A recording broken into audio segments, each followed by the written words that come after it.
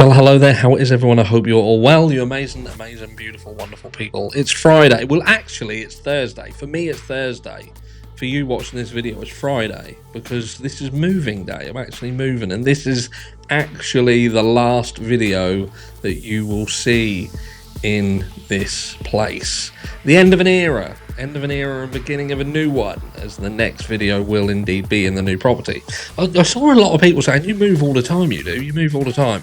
I don't. We haven't moved in 9 years. We were due to move, but the move fell through.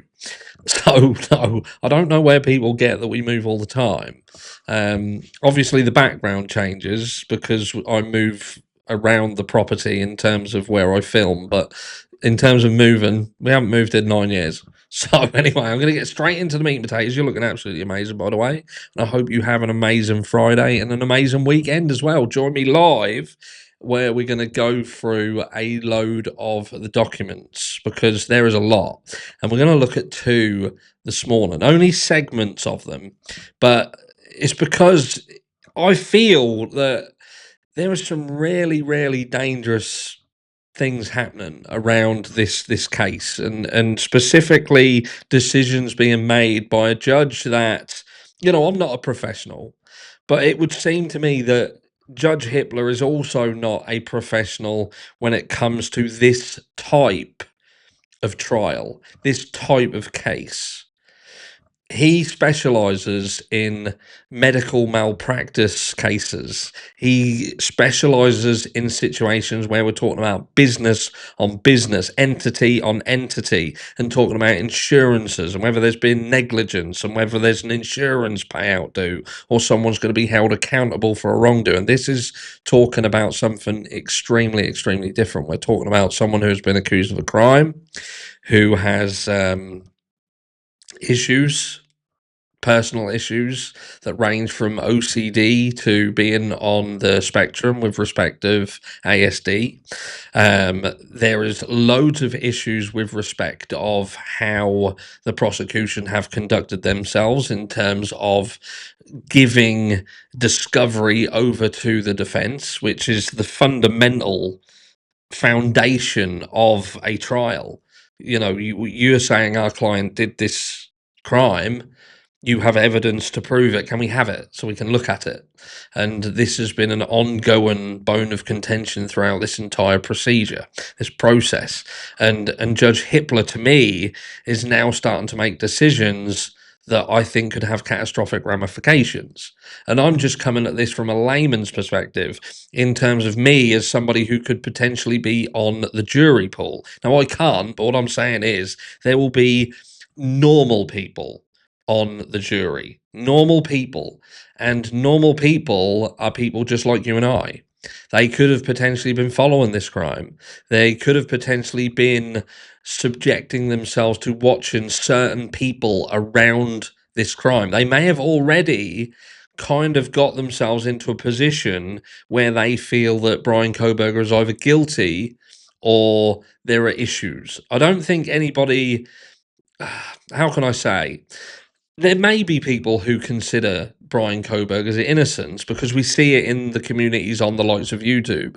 But I think that we are the minority.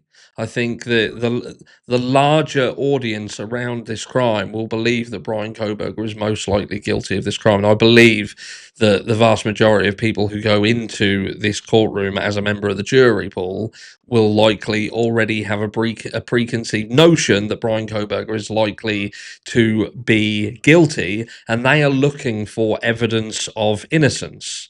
And I'll tell you why. Because I see this being said in the comment section all the time.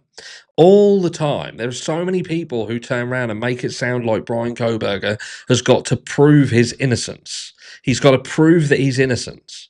And that to me is really wrong, because this isn't about that.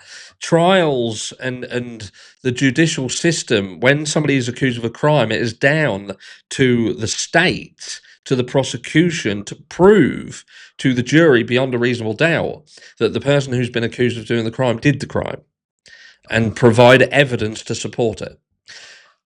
But what we're seeing is so many people because of what they've been subjected to, they have this preconceived notion.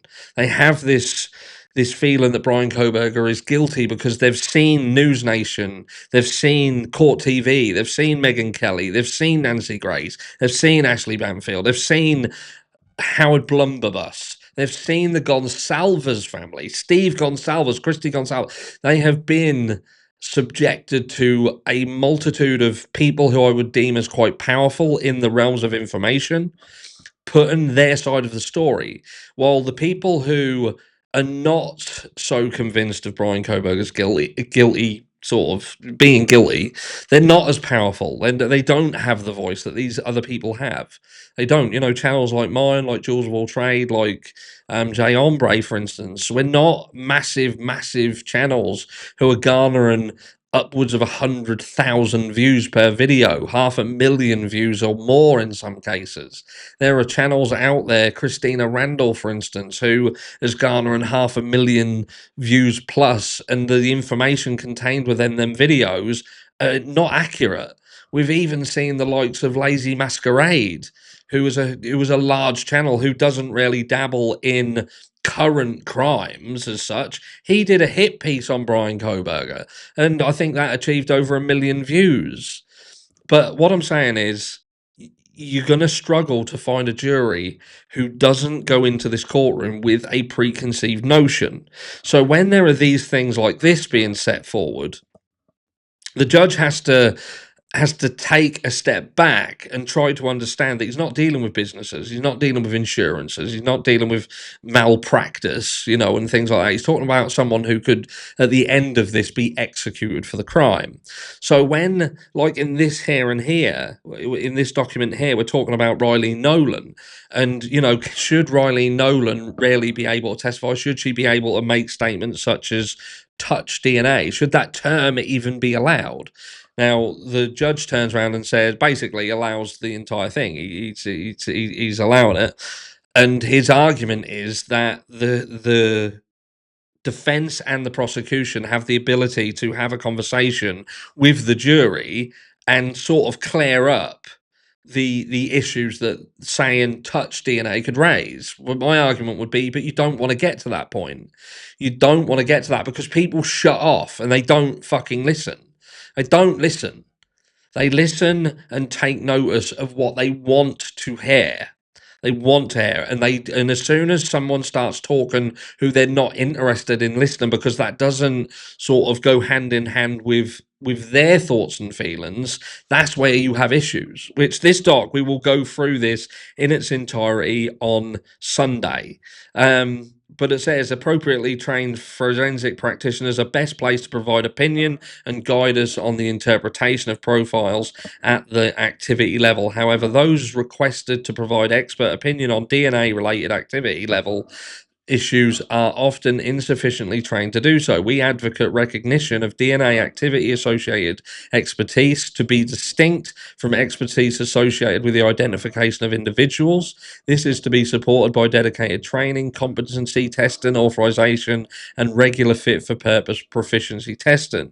Which this is talking about whether Riley Nolan, for instance, has the correct training to speak about specific elements of DNA, because there are many facets when it comes to DNA, when it comes to how you locate and come to a conclusion of results, how DNA can be transferred, how that can be affected by external factors. But I think that this is, it becomes too complicated. It becomes too complex, and for a jury, they want simplicity. They want to see, they want to hear things that very simply put things in a manner which they can clearly look at and make a decision on. And it's this other document here. We've got this other one which talks about the bushy eyebrow situation, and Judge Hippler makes it sound like this is not really important, if you like. This is Dylan Mortensen being someone who is a witness, the only witness who saw the person who did this crime, and that what she said remained consistent throughout. while simultaneously ignoring every single other piece of information surrounding her as an individual witness, if you like. And that is that she, by her own admission, said she'd been drinking. She didn't really know what was going on. She didn't really know what was going on, didn't really know what she saw. And there has been specialists who have come out, and you can watch programs on this all the time. Specialists who come out, they talk about people who witness crimes and how the memory of that crime diminishes over time, and how susceptible they are of having people insert things into the brain. I spoke about this in a video yesterday, but Judge Hippler turns around and allows it. And I think to myself, that is very, very dangerous, because again, in the simplicity of things, when you're looking for people who are just looking for the simple cues, if you like, towards whether someone's innocent or guilt, that is dangerous. This bushy eyebrow situation is dangerous, because if someone looks at Bryan Kohberger and thinks he's got bushy eyebrows, and they're telling me that the only eyewitness who saw someone, she consistently, repeatedly stated that the person she saw had bushy eyebrows. And people say about the danger of circumstantial evidence when there is an abundance of circumstantial evidence, when it starts to build up and build up. Well, bushy eyebrows hair, where some people will turn around and say, well, that's circumstantial evidence, in itself, it ain't evidence at all. Bushy eyebrows, Dylan Mortenson's entire statement should not be allowed in this trial. Should not be allowed, purely because she, by her own admission, said, I don't know what I remember, what was clear and what wasn't. Now, they've twisted it like saying, well, she consistently said the right thing, the right thing. That's Freudian slip, but it's right. She said what we wanted her to say. She consistently said something that we can fit into our narrative. Someone dressed all in black. All I saw was their eye area, because they were wearing a ski mask of some description, and she went on about bushy eyebrows after being led down that path.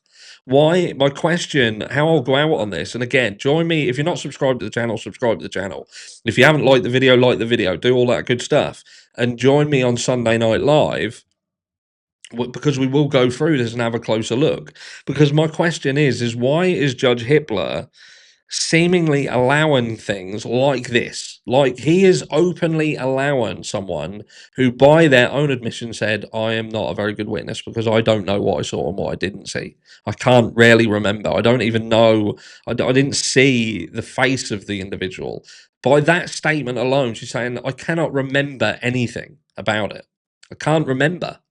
But then later on, she has bushy eyebrows said to her, and all of a sudden she starts building this picture, which is commonplace in people who have had things said to them that manipulates their remembering of an incident. And he's allowing it. And why is he allowing it? He's allowing it because it supports what the prosecution are saying. There is no other thing that I can think of. And I think to myself, you're not dealing with companies here. Again, you're not dealing with medical malpractice. You are fucking around with someone's life. You are messing about with someone's life who could be executed. And you have added something into the fire that could fuel that fire hugely. For what reason? Because this person is not credible. They are not credible by any stretch of the imagination. And I would challenge anybody to tell me otherwise. Join me Sunday. Well, actually, join me. I'm here between. I'll be here before Sunday. I'm just going to be live Sunday. Love you all. Oh.